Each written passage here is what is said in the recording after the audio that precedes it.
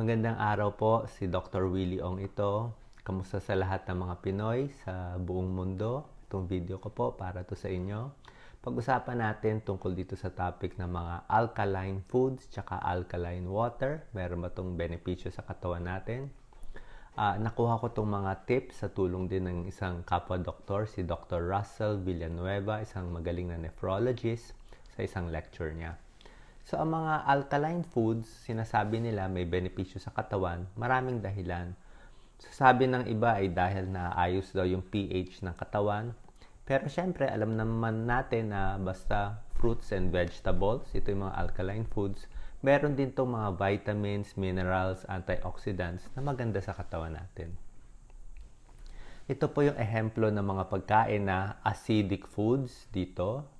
Tapos dito naman yung mga alkaline foods. Kung makikita nyo, itong medyo unhealthy at tinatawag nating mga bad foods, nandito siya sa acidic. Katulad ng soft drinks, yan, very acidic pala yan.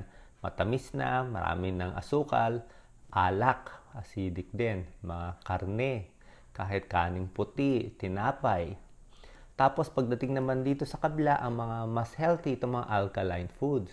Tulad ng mga prutas, mansanas, avocado, sari-saring gulay, kangkong, celery, pipino, lahat to mga alkaline foods. So nakikita natin, mas healthy pala itong mga alkaline foods kumpara dito. Babawasan natin yung pagkain nitong mga acidic foods para hindi tayo maging acidic.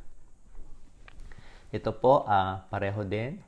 Mga acidic foods nandito. Andito naman yung alkaline, acidic, mga tinapay, alak, soft drinks, mga matatamis na inumin, sugar, karne. Pwede naman kumain nitong mga pagkain pero mas pa konti-konti. Tapos mas healthy, prutas, gulay, avocado, pakwan, at iba pa.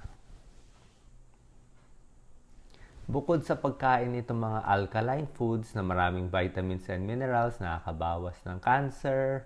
Itong prutas ang gulay, maganda sa puso. Carrots, maganda sa mata, maganda rin sa tiyan natin, sa kunyari nagtatae or constipated, may tulong din ng gulay. Bukod sa pagkain, kailangan din ng tamang pag-inom ng tubig.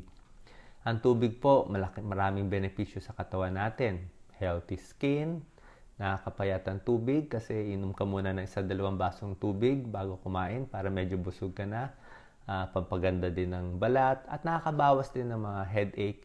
Tsaka iwas din tayo sa mga kidney stones. So, kailangan natin uminom ng mga 8 hanggang 10 basong tubig.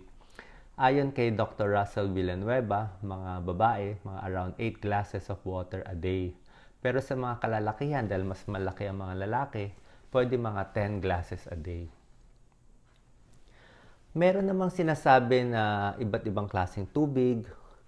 Ito po yung tubig na mas alkaline, mga minerals, spring water, bottled water, mas acidic konti. Pero ayon kay Dr. Russell, okay naman na kahit anong klaseng tubig, basta inom tayo ng sapat na tubig.